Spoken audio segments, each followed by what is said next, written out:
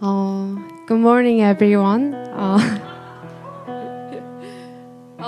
My name is Sarah Yin, and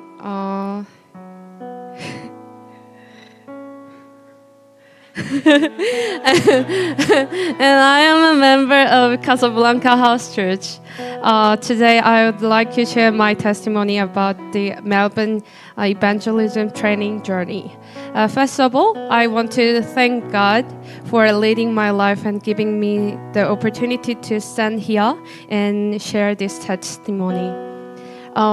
Before I begin, I want to tell you a little about my situation before I went to Melbourne.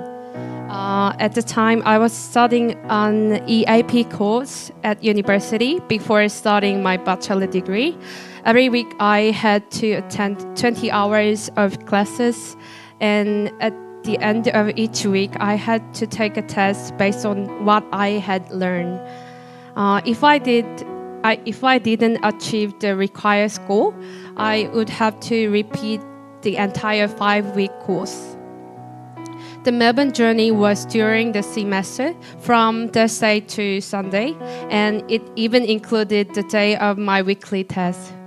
I have always been a hard worker. Whenever I wasn't at school, I was working. I pay all my tuition by myself, so I had to work constantly. At the same time, I wanted to keep serving at church. So instead of working one full-time job, I worked 2 or even 3 different jobs to fit my church schedule. Because I only worked on 1 or 2 days a week at each workplaces, I thought it would be very difficult to ask for time off. But surprisingly, even workplace approved my request very easily. The next challenge was school. As I mentioned, the weekly test was compulsory, so I thought there was no chance they would let me miss it. But during one Sunday service, I strongly felt in my heart that God wanted me to join this journey. I couldn't explain it, but I just knew I had to go.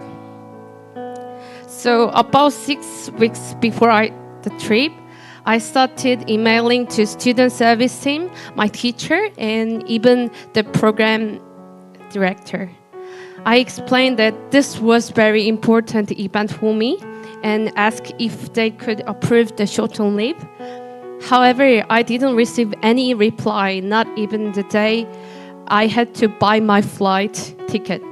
To be honest, this probably wasn't the wise decision, but I decided to buy the ticket anyway because I believe God would take responsibility for my life. After that, my leave was approved,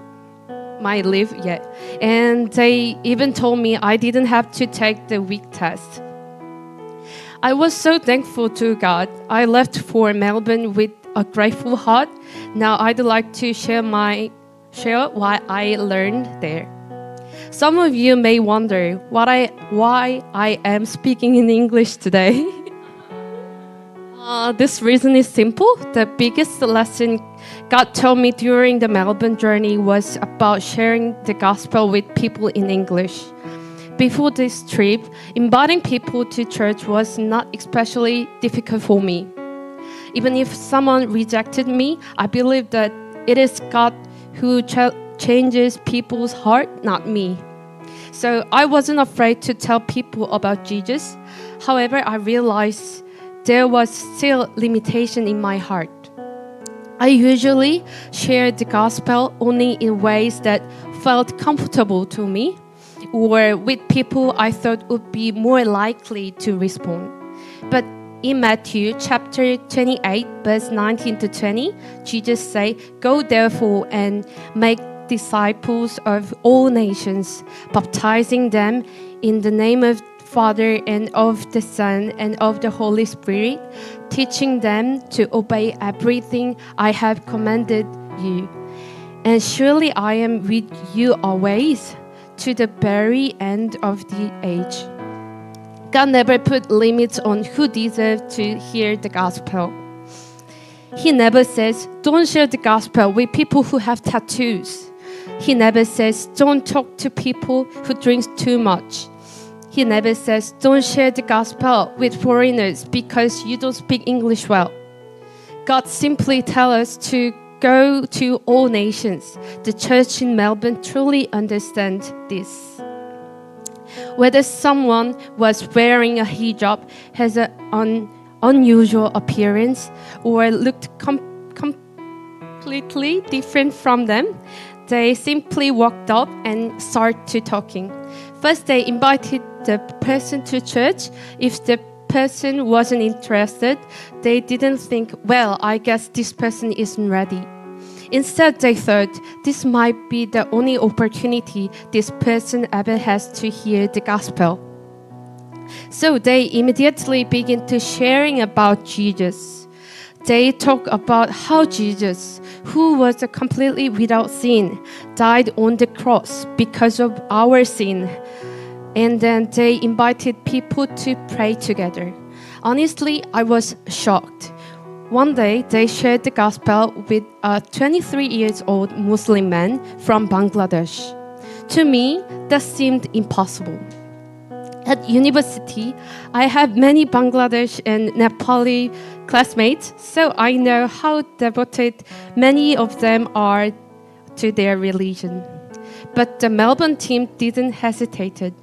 Although I never saw that young man come to church, I did see another Muslim woman come to church later.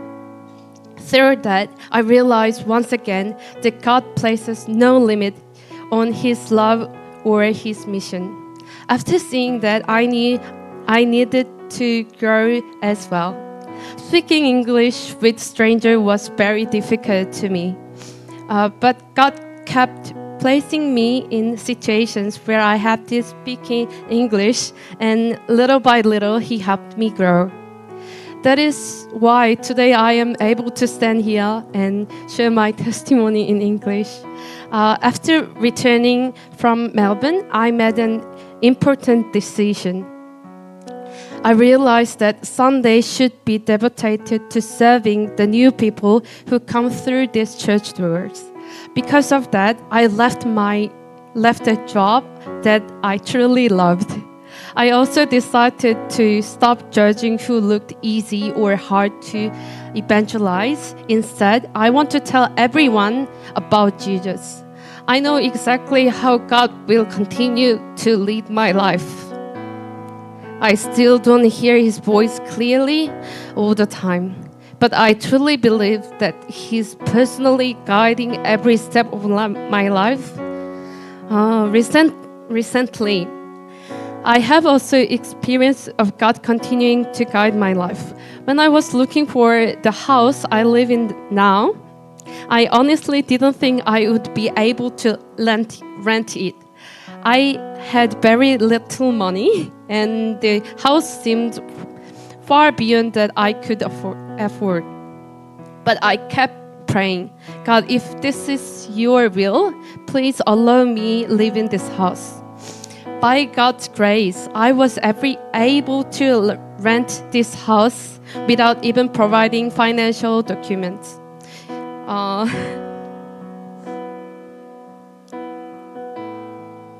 네, 제가 잘못 준비해가지고 여기부터 한국어로만 말할게요.